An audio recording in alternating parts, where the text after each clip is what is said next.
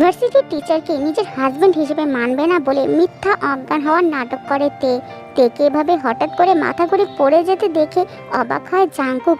তবুও সে তাকে ধরে না। তে পড়ে গিয়ে ব্যথা পায় আর তখনই চোখ খুলে উঠে বসে সবার দিকে তাকিয়ে বলে, দেখলে তোমরা, উনি আমাকে এভাবে পড়ে যেতে দেখেও ধরলেন না। উনি কিভাবে আমাকে সারা জীবন ভালো রাখবে। তের কথা কেউ পাত্তা দিল না।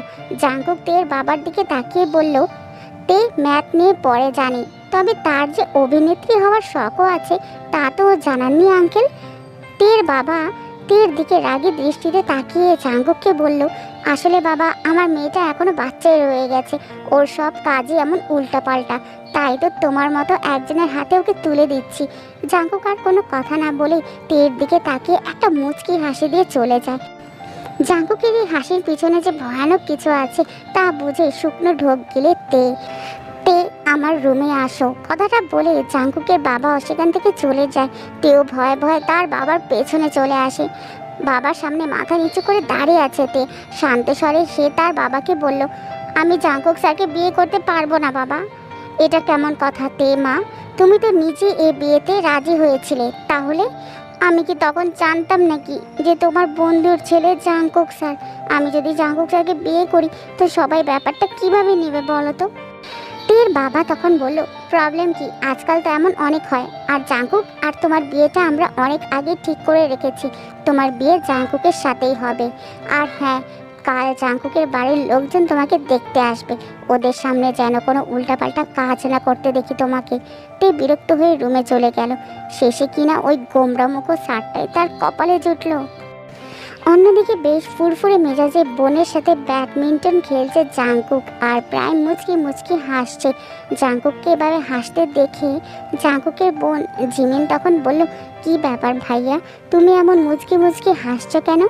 জাংকুক আবারও মুচকি হেসে জিমিনকে তের করা সকল কাণ্ডের কথা বলে দেয়। জিমিন তখন জাংকুককে বলে, এটা কিন্তু তুমি মোটেও ঠিক করনি ভাইয়া। তে আপু ব্যথা পেল না? জাংকুক তখন বলল, বাবা, বিয়ে হওয়ার আগেই নিজের ভাবির প্রতি এত টান, আর ওই পিচ্চিটা যে আমাকে এতবার দূরে ঠেলে কষ্ট দিল সেটার কি? রাতে বিছানায় এপাশ ওপাশ করছে তে, ঘুম আসছে না তার। সকাল হলে ভার্সিটি গিয়ে আবার জাংকুকের মুখোমুখি হতে হবে ভেবেই রাগ হচ্ছে ভীষণ। অন্যদিকে আরেকটা চিন্তা মাথায় ঘুরছে তের। অনেকদিন ধরে ভার্সিটিতে একটা অচেনা ছেলে খুব বিরক্ত করছে তাকে, কিন্তু ছেলেটা কে তা বুঝে উঠতে পারছে না তে। বেশ কিছুক্ষণ এসব সাত পাঁচ ভেবে ঘুমিয়ে পড়ল তে। হঠাৎই মাঝরাতে ঘুম ভেঙে যায় তের মনে হলো কেউ খুব কাছ থেকে তাকে পর্যবেক্ষণ করছে, কিন্তু প্রতিবারের মতো আজও চোখ খুলে তে কাউকেই দেখতে পেল না তার সামনে। পরের দিন ভার্সিটিতে এসে বারবার যেন তের চোখ দুইটা খুঁজছে জাংকুককে, কিন্তু তে জাংকুককে না দেখতে পেয়ে একটা শান্তির নিঃশ্বাস ফেলল। মনে মনে ভাবলো, লোকটা না আসলেই ভালো। নিজের ক্লাসরুমের দিকে যাচ্ছিল তে, তখনই পেছন থেকে কেউ তেকে টেনে একটা ফাঁকা রুমে নিয়ে যায়। ভীষণ ভয় পেয়ে যায় তে। রুমটা বেশ অন্ধকার। সামনে থাকা ছেলেটাকে দেখতে না পেলেও তার গরম নিঃশ্বাস তের মুখের উপর পড়ছে। ছেলেটা তের খুব কাছে এসে বলল, শুনলাম নাকি বিয়ে করছে তুমি? তবে একটা কথা জেনে রাখো, তুমি যদি আমার না হও আমি তোমাকে অন্য কারো হতে দেব না। কথাগুলো বলে মুহূর্তেই ছেলেটা সেখান থেকে চলে যায়। তে রুম থেকে বের হয়ে আসলেই জাংকুকের মুখোমুখি হয়।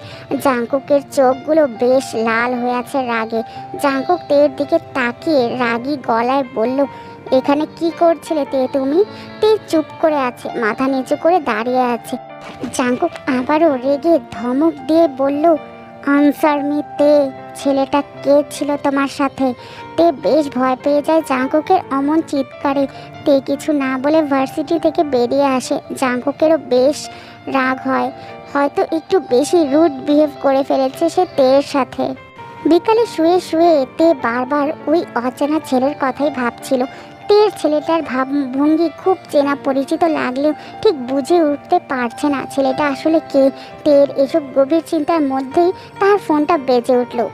তে ফোনটা হাতে নিয়ে দেখলো জাংকুকের ফোন। ধরবে কিনা ভাবছিল তে, তবুও বেশ ভয়ে ভয়ে ফোনটা রিসিভ করলো। ওপাশ থেকে জাংকুক বেশ শান্ত গলায় বলল, আই এম সরি তে। তে তখন অবাক হয়ে বলল, সরি কিসের জন্য? তে তীর এমন পাল্টা প্রশ্নে কিছুটা সময় নিয়ে জাঙ্কুক বলল, সকালের খারাপ ব্যবহারের জন্য আমার এমনটা করা ঠিক হয় নাই তোমার সাথে।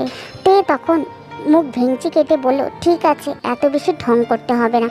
কথাটা শুনে জাঙ্কুক ফোনটা কেটে দিল।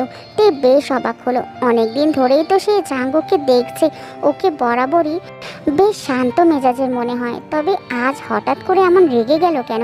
এসব নিয়ে আর মাথা ঘামালো না তে। আজ সন্ধ্যায় জাঙ্কুকের বাড়ির লোকেরা তেকে দেখতে আসবে। তে জানে যে তাকে এই বিয়েটা করতেই হবে, তাই বিয়ে ভাঙার চিন্তা আর মাথায় আনলো না। তবুও বেশ ভয়ে আছে সে। সন্ধ্যায় জাঙ্কুকের বাড়ির লোকদের সামনে গিয়ে রীতিমতো কাঁপাকাঁপি শুরু হয়ে গেছে তের এমন অবস্থা দেখে বেশ হাসি পাচ্ছে জাঙ্কুকের। তের এমন অবস্থা দেখে জিমিন তখন বলল, ও মা, আপু তুমি এমন ভয় পাচ্ছ কেন? আমাদের কি বাঘ ভাল্লুক মনে হচ্ছে নাকি?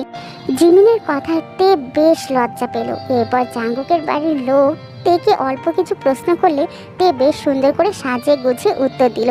সবার তেকে বেশ ভালো লাগলো। জাঙ্কুকের বাড়ির লোকেরা চলে যেতেই তে রুমে গিয়ে শুয়ে পড়লো। এতক্ষণ যে তার ভেতরে কি চলছিল তা বলে বোঝাতে পারবে না সে। তে মাথায় চোখটা বন্ধ করেছে, তখনই তার ফোনে একটা মেসেজ আসলো। মেসেজটা আননোন নাম্বার থেকে এসেছে। তে মেসেজটা খুলে দেখতেই সেখানে লেখা ছিল, মায়াময় মুখটাকে এমন প্যাঁচার মতো করে রেখো না মায়াবতী। মেসেজটা দেখে বেশ অবাক হয় তে, আর ভাবতে লাগে কে দিল এটা, জাঙ্কুক নাকি সেই অচেনা ছেলে। পরের দিন সকালেতে ফ্রেশ হয়ে তার রুমে আসলো আর দেখলো তার ফোন বাজছে। জাঙ্কুক কল দিয়েছে তাকে। জাঙ্কুকের কলটা রিসিভ করতেই জাঙ্কুক তাকে বলল, আজকে ভার্সিটি এসে আমার সাথে সবার আগে দেখা করবে। এই কথাটা বলি জাঙ্কুক ফোনটা কেটে দিল। তে বেশ অবাক হয়ে গেল, বেশ ভয়ও পেয়ে গেল। জাঙ্কুক হঠাৎ এভাবে দেখা করতে বলছে কেন তাকে? ভার্সিটিতে এসে তে প্রথমে জাঙ্কুকের সাথে দেখা করলো। জাঙ্কুক তের হাতে একটা ছোট্ট বক্স দিয়ে বলল, এটা বাসায় গিয়ে খুলবে, তার আগে না। তে উল্টা কিছু জিজ্ঞেস করার আগে জাঙ্কুক চলে গেল। তে বোকার মতো বক্সটা হাতে নিয়ে জাঙ্কুকে চলে যাওয়ার দিকেই তাকিয়ে আছে। জাঙ্কুক বক্সটা ব্যাগে ঢুকিয়ে ক্লাসে চলে যায়। জাঙ্কুক তের বিয়ের তোড়জোড় বেশ ভালো মতোই চলছে। জাঙ্কুক যত দ্রুত সম্ভব বিয়েটা করে নিতে চায়। আজ তেকে নিয়ে শপিংয়ে এসেছে জাঙ্কুক। তের বেশ অস্বস্তি হলেও কিছু বলে না। জাঙ্কুক সাথে চুপচাপ সে ঘুরছে। জাঙ্কুক একের পর এক নিজের পছন্দ করে জিনিস কিনে দিচ্ছে তেকে। তে আর জাঙ্কুকের বিয়ের বেশি দিন বাকি নেই। তের মনে জাঙ্কুকের জন্য এক অন্যরকম অনুভূতি সৃষ্টি হয়েছে। প্রথমে বিয়েটা নিয়ে তে খুশি না থাকলেও এখন বেশ খুশি। ভার্সিটি শেষ করে জাঙ্কুকের জন্য দাঁড়িয়ে আছে তে। জাঙ্কুক আজ তাকে বাসায় দিয়ে আসবে বলেছে। ভ্যাপসা গরম, তার উপরে প্রচন্ড রোদ। বেশ বিরক্ত লাগছে তের এভাবে দাঁড়িয়ে থাকতে। মুখটা একদম লাল হয়ে গেছে। বেশ অনেকক্ষণ পর জাঙ্কুক আসলো। জাঙ্কুককে দেখে তে একটু শান্তি পেল। জাঙ্কুক এসে তের হাত ধরে তাকে গাড়িতে বসালো। জাঙ্কুক এরপর তের দিকে তাকিয়ে বলল, কি ব্যাপার, এমন লাল হয়ে আছে কেন তুমি? তে এবার জাঙ্কুকের দিকে চোখ গরম করে তাকিয়ে বলল, সেই কখন থেকে রোদে দাঁড়িয়েছিলাম, আপনার কি কমন সেন্স নেই? কতক্ষণ দাঁড়িয়েছিলাম আমি, রোদে পুরো সিদ্ধ হয়ে গেছি। জাঙ্কুক তখন মুচকি এসে বলল, ও তাই নাকি, আমার মহারানী তাহলে রাগ করেছে বুঝি? এই কথা বলে জাঙ্কুক তের গালে একটা কিস করলো। তে বেশ অবাক হয়ে গেল জাঙ্কুকের এমন কাণ্ডে।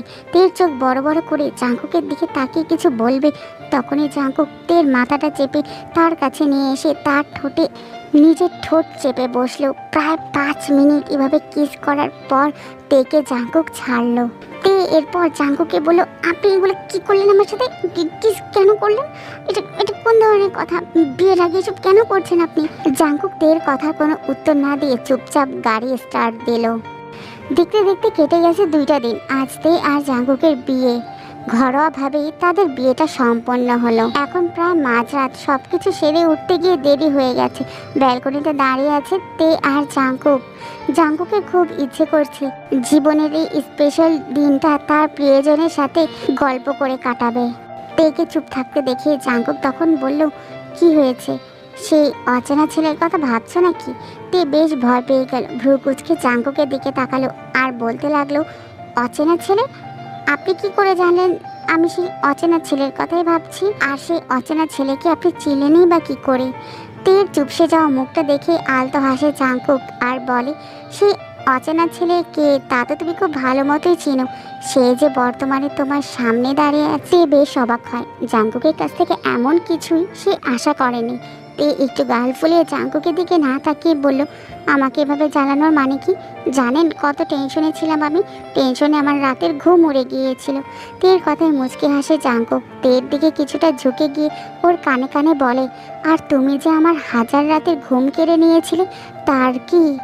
তে উল্টো জাঙ্কুকে বলল, আপনি লোকটা তো আসলে ভালো না দেখছি। এ তো প্রতিশোধ নেওয়া হলো আমার সাথে। তবুও কি এই খারাপ লোকটাকে তুমি ভালোবাসবে তে? জাঙ্কুকের এই কথায় তের ভেতরে এক অদ্ভুত শিহরণ বয়ে গেল।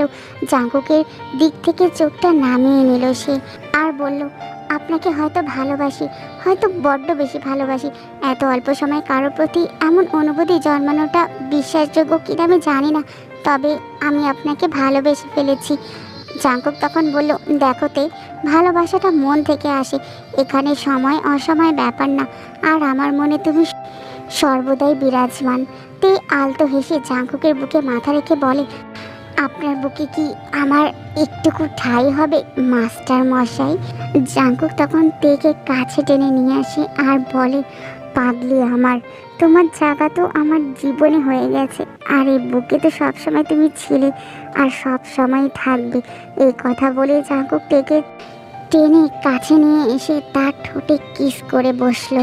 এবার তে অবাকও হলো না, রাগও হলো না, বরং জাঙ্কুকের কিস সে উপভোগ করতে লাগলো।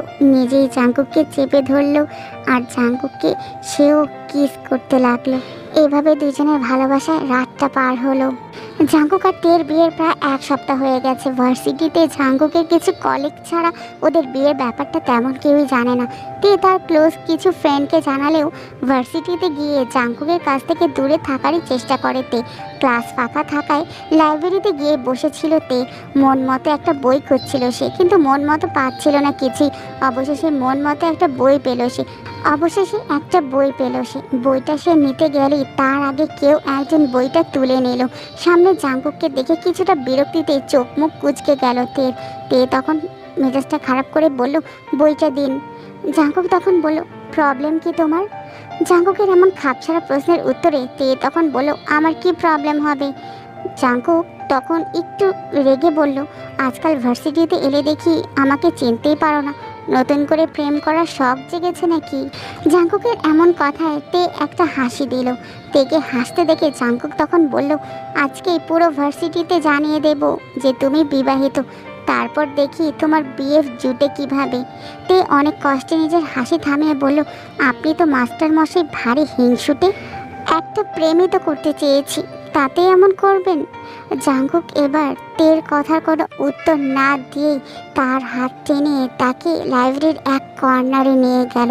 সেখানে নিয়ে গিয়ে তের ঠোঁটে একটা কামড় বসিয়ে দিল আর বলল, খুব ইচ্ছে অন্য কারোর সাথে প্রেম করার, তাই না? তোমার এই ঠোঁটের কামড়টা দেখে আর কোনো ছেলে তোমার ধারের কাছেও আসতে পারবে না। আর যদি কেউ ভুলেও তোমার কাছে আসার চেষ্টাও করে, তাহলে এই জীবন জাঙ্কুক তাকে মেরে আলু ভর্তা করে দিবে। এরপর জাঙ্কুক আর তে ভার্সিটি থেকে ফেরার পথে বেশ বৃষ্টি শুরু হলো। তের খুব শখ হলো বৃষ্টির পানিতে হাত ভেজানোর। তে গাড়ির জানালা খুলে হাত ভেজাতে লাগলো। জাঙ্কুক এক পলক তের দিকে তাকিয়ে বলল, জানো তে, এমনই কোনো এক অবেলায় তোমাকে দেখেছিলাম। তোমার সেই অবেলায় দেখাতেই যে আমার সর্বনাশ লেখা ছিল। তোমার সেই মিষ্টি চাহনি যে আমার হাজার রাতের ঘুম কেড়ে নিয়েছিল। কেন বলো তো? সেদিন অবেলায় তোমার দেখা পেয়েছিলাম, সেদিন থেকে যে আমার পুরো দুনিয়া ওলটপালট হয়ে গেছে। ভালোবাসি তে, ভীষণ ভালোবাসি তোমায়। আলতো হাসে তে। জাঙ্কুকের বলা কথাটার মূল্য তার কাছে আছে। মনে মনে ভাবে, ভাগ্যি সেদিন অবেলায় জাঙ্কুককে দেখা হয়েছিল, নয়তো এমন একজন প্রেমিক পুরুষ কোথায় পেত সে?